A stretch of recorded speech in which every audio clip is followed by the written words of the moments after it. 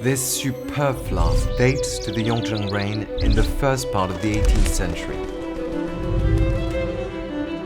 The pinnacle of Qing dynasty porcelain art, a period known for imperial patronage and the extreme quality of everything that was produced for court use. During that period, the most celebrated antiques passed down in the imperial collection were closely studied and served as inspiration for contemporary works.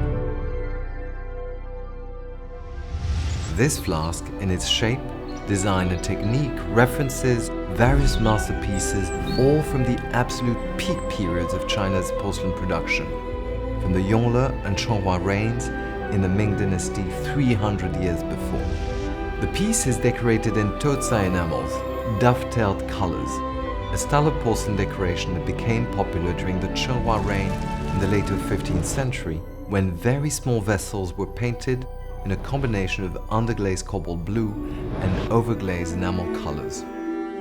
In terms of its shape and subject matter, the piece sources its inspiration in porcelain produced in the Yongle period, in the earlier part of the 15th century, when blue and white moon flasks decorated with birds and flowers were first produced, and those the Yongzheng emperor admired.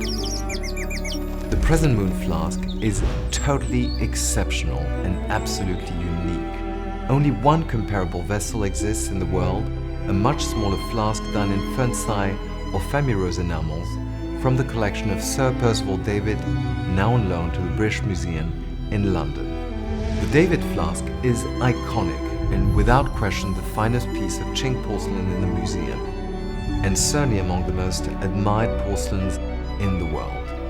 There is little doubt that the two pieces, the large doucai flask here and the smaller flask flask in the British Museum, were produced at the same time and by the very same people, potters and painters.